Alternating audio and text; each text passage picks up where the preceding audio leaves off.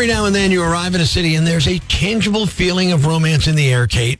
Good morning. It's the Prospector Show on Rock 107. It might be a certain area of town during a certain season with that special someone who you just met on an app. A new report lists New York City as the most romantic city in the United States. It's like the Paris of America. There's so much love in the air, the city even has their own pickup lines, as you'll see with today's list of top 5 pickup lines that only work in New York City. Here we go. Number 5, is that a package of wipes for the subway handles in your pocket, or are you just happy to see me? Top 5 pickup lines that only work in New York City. Number 4, you're steamier than a sewer grate in the winter. Number 3, what do you say we make like the Jets draft pick after a season in the NFL and disappear? Top 5 pickup lines that only work in New York City. Number 2, are you a ticket for public drunkenness at the Knicks championship parade because you got fine written all over you? And the number 1 pickup line that only works in New York City, we go together like a rat and a thin slice of pizza. There you have it. Can you imagine? I hope. You're going to see Billy Idol and he's like, yeah, we're not doing my wedding tonight. Like he does the other, like he'll rebel yell, no problem. You want to dance to myself? Cool. Money, got it, yeah. But Flesh doing it, no problem. No, there'll be no white wedding. No, sorry, can't. I'm sick of the song and I'm not doing it. That would be horrible. You'd be like, man, I came all the way to hear you white wedding. Give me a wow. But no, you get nothing.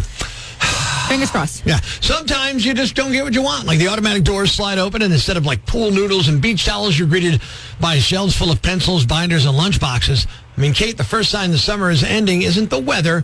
It's when the stores decide that's it. You're done having fun. The Prospector Show on Rock 107 is underway. Good morning. You know, walk into Walmart, Target, or Old Navy right now and you think school starts tomorrow. I know. You got the backpacks and note boxes and notebooks, lunch boxes, pencil displays that are the size of a small apartment. And the stores have been ready for weeks, too. Yeah, I think they've been ready. Too ready. You know what I mean? Like, just too ready. They're way too gung-ho. Well, because somewhere in the back of every store has to be a pile of, like, old, outdated back-to-school merch they couldn't give away, right? Lunch boxes with movies that kids stopped caring about 3 years ago. Notebooks with last year's trendy catchphrase on it. Folders featuring someone that, like, isn't even famous anymore. They got to move that stuff. Great moms know it's back to school time already, so now's the time to stock up on all the early savings. Like this cool t-shirt that says, "It's lit." Mom, that's so sus. Or this great Rick and Morty backpack. I don't even watch that show anymore, Mom. I can't carry that around. And look at this Fortnite hat. It's 75% off. Yeah, because no one wants it. It's going to be the best year ever. Mom, that's such cat. Life's pretty tough right now. There's plenty of bad news, but it's not all bad. It's time for the brighter side of Prospector on Rock 107. A 64-year-old father of 5 graduated from nursing school after studying alongside his son at the University of West England. He now has secured a position at a local hospital where he completed most of his training. The man's favorite part of the college experience was spending one day each week on campus with his son. He said studying with younger classmates helped him feel young again. Thanks. We needed that. The brighter side of Prospector on Rock 107. You see, I'm Prospector's wife, Tara. I know what you're thinking. Oh, that poor woman. The truth is, he's the sweetest guy. Most of the time. But when he starts rambling, yeah, you have no idea. It's actually far worse than you can imagine. In fact, here's a little taste of my world. It's time for Prospector's Picky Pet Peeves on Rock 107. My wife and I were at breakfast, and 2 people were seated one table apart. You know what I'm saying? They were just across from one another, a table apart.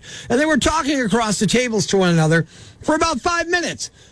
I hate that talking between table stuff. Sit with each other if you want to chat, especially if it's more than 30, 40 seconds, because I can assure you that you're shouting and annoying the other diners. And not one of those diners needs to know the intimate details of your colonoscopy while they're scarfing their eggs down. All right. I noticed that Weight Watchers Lifetime Member is abbreviated LTM. Why is Lifetime abbreviated as LT? Lifetime is one word. So why use 2 letters? It should be L. My wife couldn't understand why I was all upset about it. And I was going on. And I said, look, if the idea is to shorten something, then why needlessly lengthen the abbreviation? It seems to fly in the face of abbreviating in the first place. Lifetime member should simply be LM. Think about it. Would you abbreviate automatic teller machine as ATTM? No. Really? And while we're on the subject of abbreviation, not every set of initials we use to shorten things is called an acronym, okay? Acronyms are sets of initials that can be pronounced as words. That's it. If you can't say it as a word, it's not an acronym. Like MASH, that's an acronym. Mobile Army Surgical Hospital. AWOL, absent without leave. NASA, National Aeronautics and Space Administration. But all those things your kids and grandkids text, like IDK or LOL or POS or BRB, they're not acronyms. CIA, FBI, IRS, they're not acronyms. They're just jerks out to get you. Good Lord. You think that was bad? Try living with him. Love you, honey. Mean it.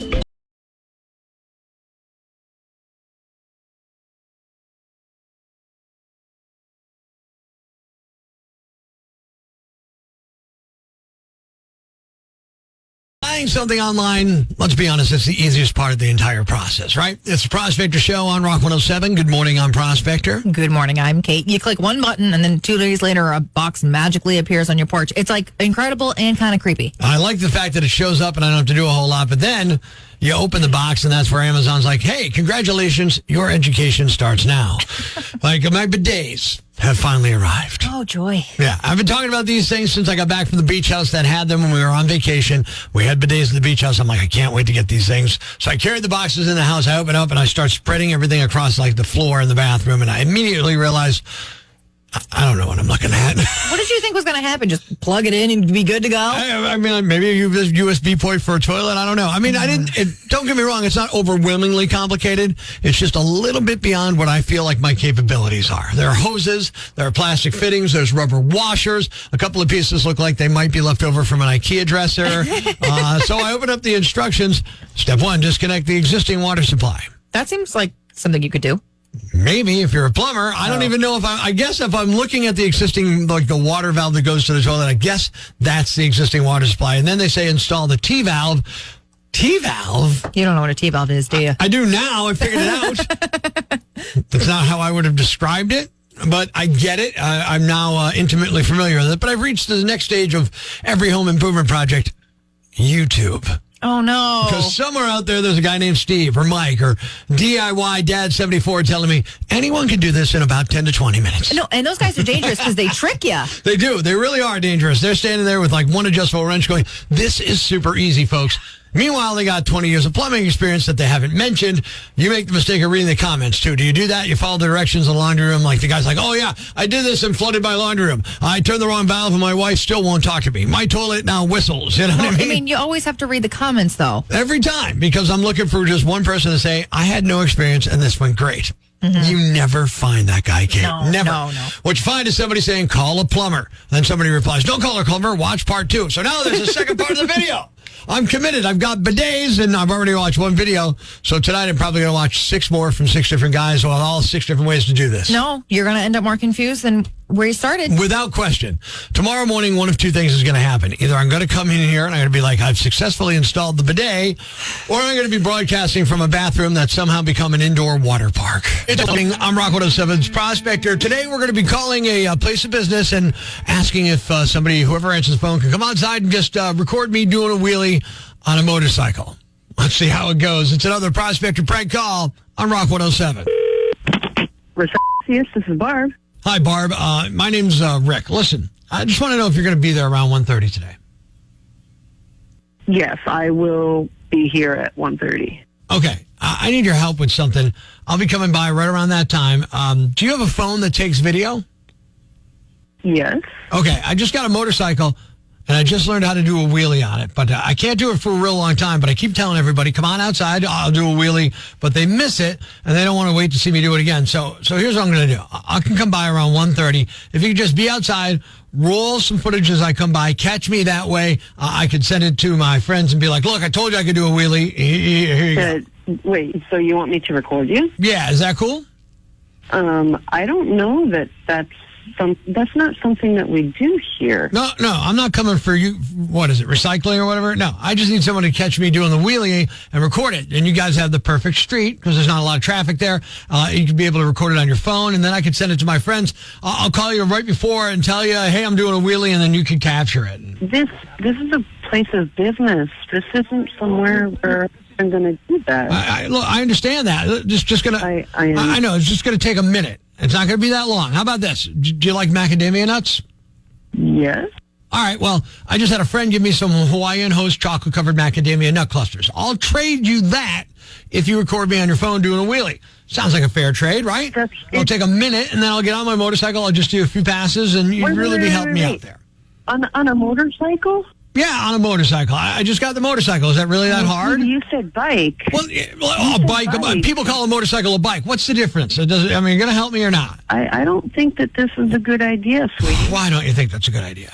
Well, if you're doing a wheelie in the vicinity of the recycle center, there's sometimes broken glass. You get hurt. Just meet me outside at 1:30. I'll give you the nut clusters. I'll get back out on the street. I'll do a couple wheelies. You catch me on the video. You text it to me. We're done. You're never going to see me again, all right? Sweetie, you're getting rude. I'm not being rude. I'm just asking you to help me out.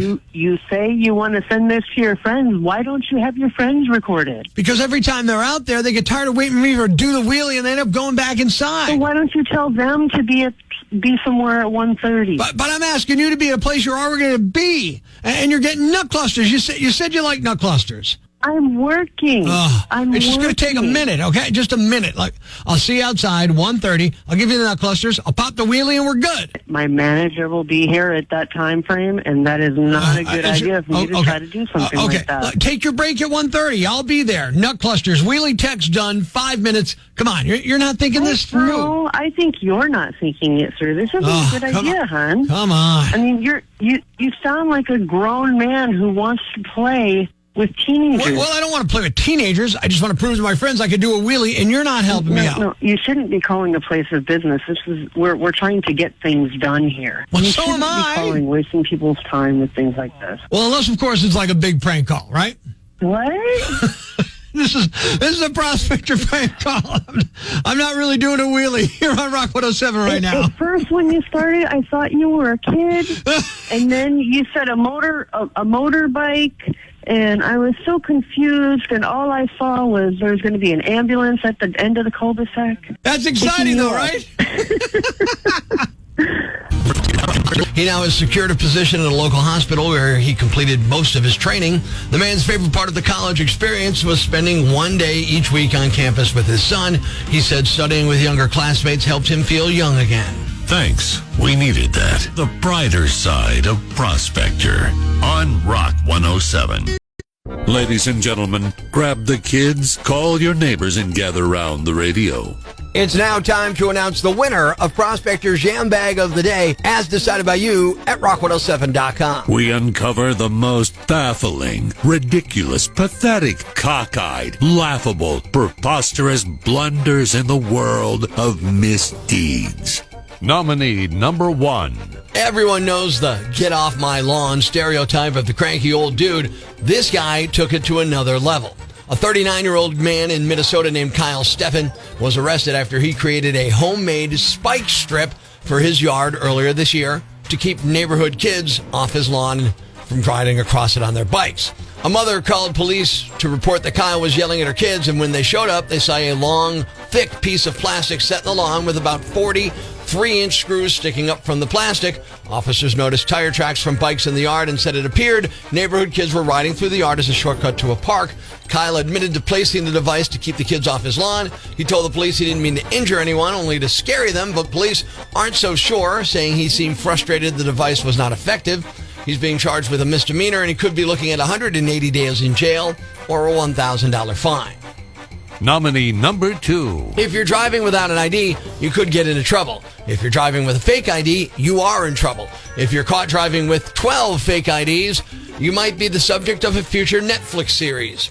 A 28-year-old woman was pulled over in Florida and confused the officer when she tried to explain she didn't have her ID, never had an ID, was from New York, but she wasn't born there. She also said her name was Brianna Valenzuela. Not much of that was true. Her real name is Bryce Swanson. She's Canadian, and she had 12 driver's licenses in the car, all which featured her picture, but with different names and dates of birth. She was here illegally, overstaying her visa. It's unclear if she had any criminal plans with all those IDs. She was charged with fraudulent use of personal information, driving without a license, and providing a false name. And the winner is... the mean neighbor who made a get off my lawn spike strip and placed it in his yard to stop kids from riding their bicycles through it to get to a park. You're the Yam Bag of the Day, and we'll move on to Friday's Yam Bag of the Week competition. Keep it here for all the nominees for Prospector's Yam Bag of the Week, Friday morning on Rock 107. That's your Prospector Prime Coats podcast, the stuff we're legally allowed to replay. Thanks for listening, and remember, if you want the full experience, the stuff that almost gets us in trouble with the boss, you gotta wake up with us. Weekday morning starting at 5:30 on Rock 107.